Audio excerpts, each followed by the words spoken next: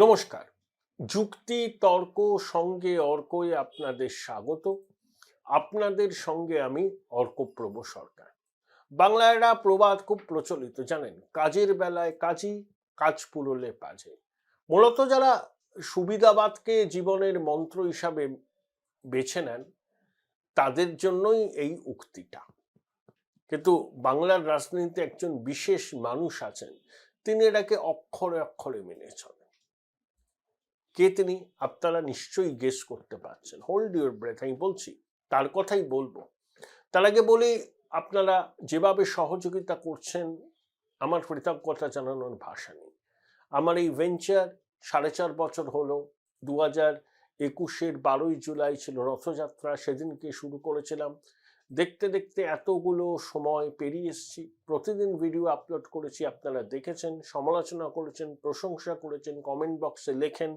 আপনাদের কমেন্টগুলো আমি পড়ি, যথাসাধ্য জবাব দেওয়ার চেষ্টা করি এবং সেখান থেকে বোঝার চেষ্টা করি কি ধরনের প্রতিবেদন আপনারা চাইছেন। আমার এই ভেঞ্চারের সঙ্গে যদি আপনারা যুক্ত হতে চান, তাহলে ইউটিউবে সাবস্ক্রাইবার বাটন পাশে যে থ্যাঙ্কস বাটন আছে সেখানে ক্লিক করলেই আপনারা আমার এই ভেঞ্চারকে সহযোগিতা করতে পারবেন আপনাদের মতো। আশা করি আপনাদের সহযোগিতা থেকে আগামী দিনে বঞ্চিত হব না। এখন কে তিনি, যিনি কাজের বেলায় কাজী, কাজ পুরোলে পাজি এটাকে শিল্পের পর্যায়ে নিয়ে গেছেন? খুব বেশি ভনিতা করতে আমি চাই না। তিনি হলেন বঙ্গেশ্বরী। বঙ্গেশ্বরীর রাজনীতির দীর্ঘ 4-4.5 দশক ধরে তিনি এটা খুব সুন্দরভাবে করছেন, শিল্পের পর্যায়ে নিয়ে গেছেন। যখন যাকে দরকার তখন তাকে ছোট ভাই, দলের সম্পদ, মাথায় হাত বুলিয়ে দিলেন। তিনি যা করুন না কেন প্রশাসন মুখে কুলুপ এঁটে থাকে, চোখ বন্ধ করে থাকে।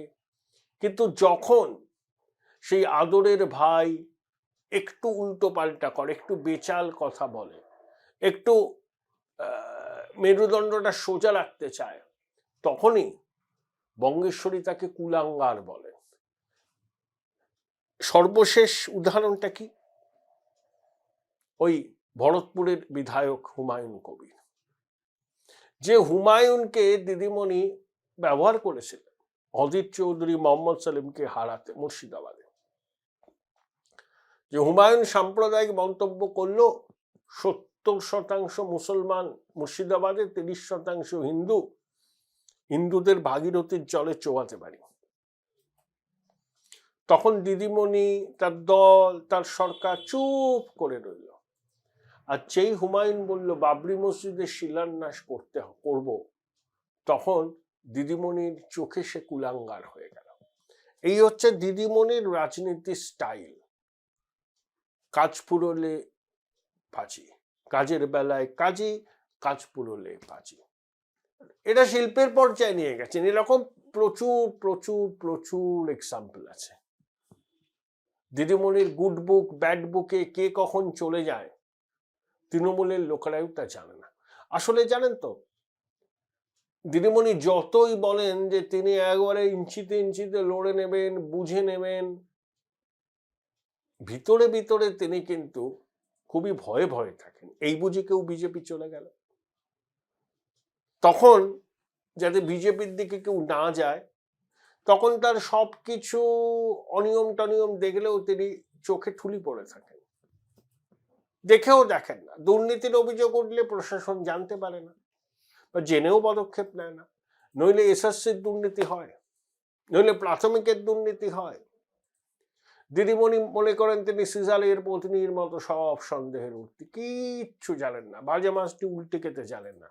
যত দোষ ওই পার্থ, মানিক, কিছু আমলা, বালুতে আবার সবুজ বিপ্লবের জনক, বালুর প্রতি ওনার অপত্য স্নেহ। হয়তো বালু টালুদের কাজ আছে দিদিমণির কাছে, তাই প্রয়োজন আছে।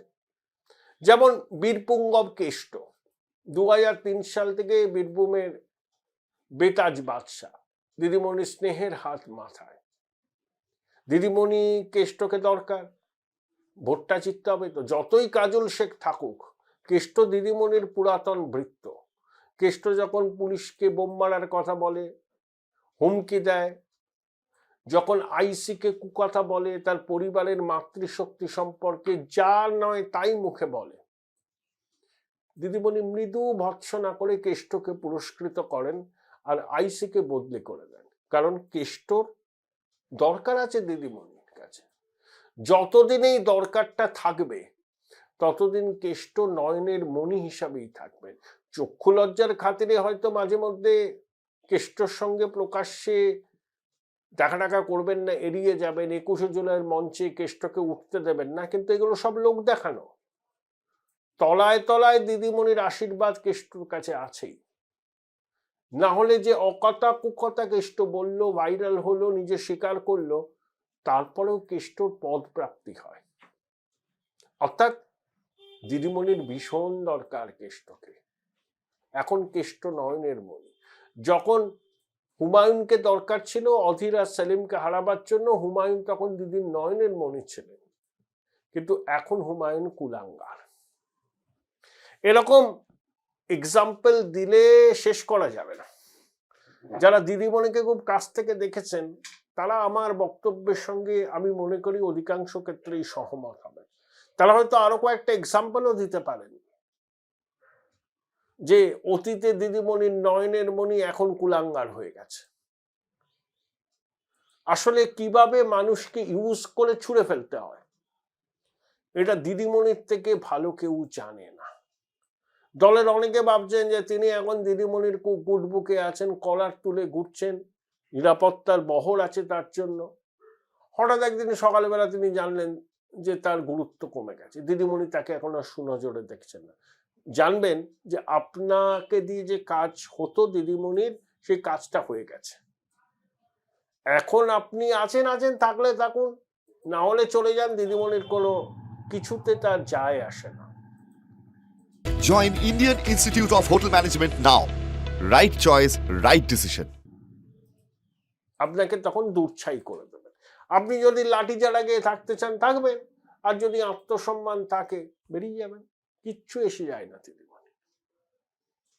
দিদিমণি এই রাজনীতিটাই করেন, টুপি দেওয়ার, মিথ্যা প্রতিশ্রুতি দেওয়া, যেটা করেননি সেটা করেছেন বলে দাবি করেন, আর সব উনি করে দিয়েছেন। তথ্য পরিসংখ্যানের জাগলারি করেন, বিজেপির জুজু দেখান, এসআইআর এর সঙ্গে এনআরসি কে যুক্ত করে ভয়ের বাতাবরণ তৈরি করেন। তাহলে এটা দিদিমণির রাজনীতির ট্রেডমার্ক। যারা বুঝে দূরে সরে গেছেন তারা ভালো আছেন, যারা এটা বুঝতে পারেননি তারা মনোকষ্টে ভুগছেন।